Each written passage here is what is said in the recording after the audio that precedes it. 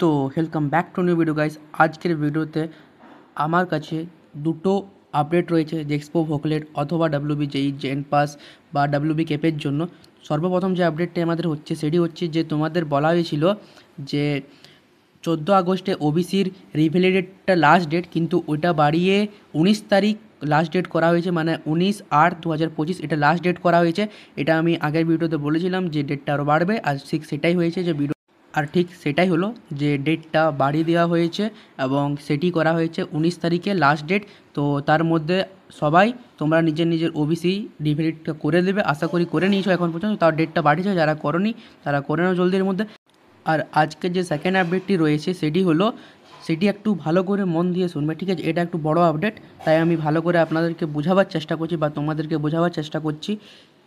Second যে আপডেটটি হয়েছে সেটি বলা হয়েছিল যে আজকে একটি মিটিং করা হবে, অথচ একটি হিয়ারিং ছিল আমাদের, কিন্তু সেই হিয়ারিংটা হয়নি।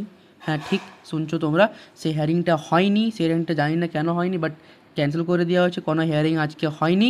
এবং হাইকোর্ট অর্ডার করেছিল যে 22 তারিখের মধ্যে তোমাদের যেন ডাব্লিউবিজেই বা জেক্সপো ভোকলেট এই সকলে যে জয়েন্টের হচ্ছে সেটির মেরিট লিস্ট বার করা।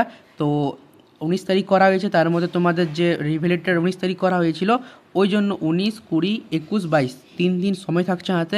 আমার মনে হয় সেই হিসাবে যদি সত্যি ধরা হয় তাহলে তোমাদের যে মেরিট লিস্ট সেটা 19 তারিখের পরই আসবে। এখন আর কোনো সম্ভাবনা নেই, যা চেঞ্জ করে দিল, মানে 19 তারিখ পর্যন্ত কোনো আসছে না। আর আজকে হিয়ারিংটা হয়নি, তো 22 তারিখের আগে দেখো এবার হচ্ছে কি না, মেরিট লিস্ট আসছে কি না, বাট সেটা তো জানা নেই, এখন যা টাইম হবে সেটা তো দেখা যাবে। আর আরেকটা কথা বলে দিই, 14 সেপ্টেম্বর, এটা তোমরা আগেও ভিডিওতে দেখেছো, 14 সেপ্টেম্বরে আবার আমাদের একটি হিয়ারিং রয়েছে, ঠিক আছে? তো দেখা যাক কী হচ্ছে না হচ্ছে।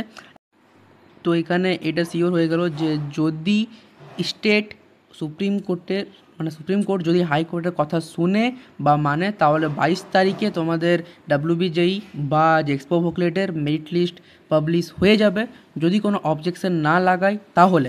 আর যদি অবজেকশন লাগাই তাহলে এরপর ঠাকুর জানে কী হবে না হবে, বাট দেখা যাক কী হচ্ছে, বি পজিটিভ।